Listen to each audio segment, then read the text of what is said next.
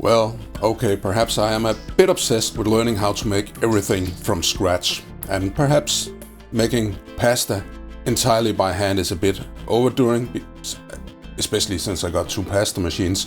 But I think it's a really educational process that is very worthwhile to see how simple you really can do stuff.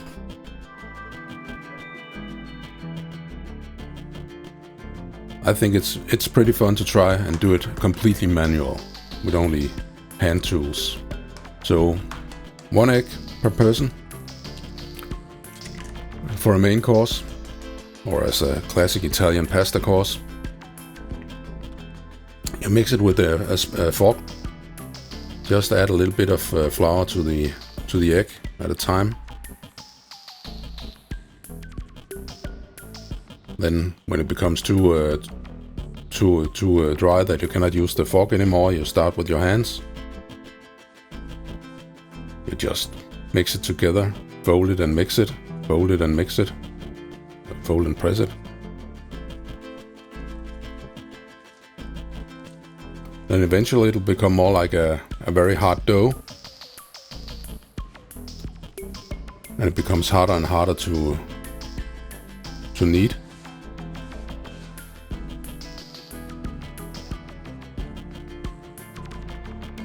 And then you have to start using a special technique. You see now it has to be fine, and you have to be able to pull it long, and we cannot do that yet.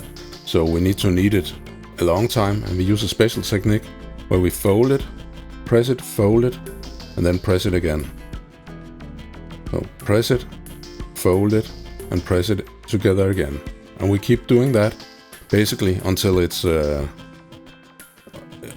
very similar in the consistency.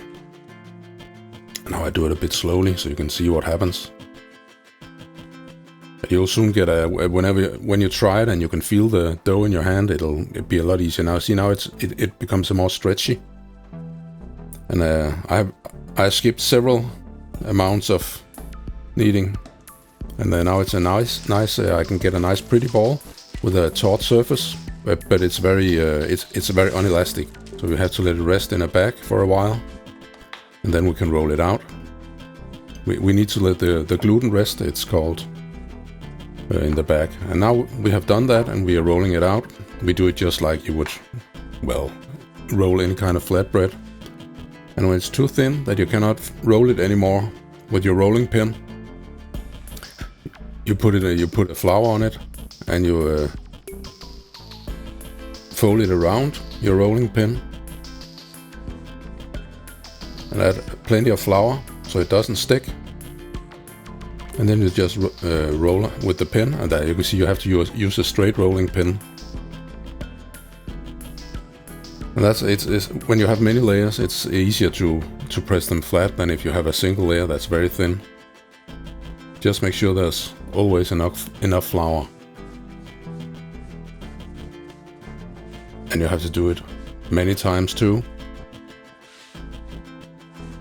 If you don't find the process amusing, or it will be very tedious. And how do you know when it's done?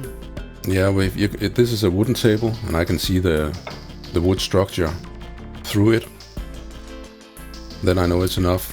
And if you don't have that, if you can see the letters on a newspaper through your pasta plate, then it's enough. Roll it back on the pin and just make a straight incision. And now you have lasagna plates.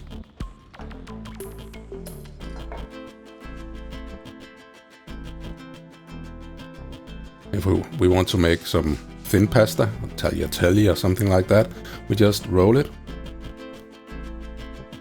I fold it in half and in half and in half, and then I cut with a knife, like it was a small piece of bread.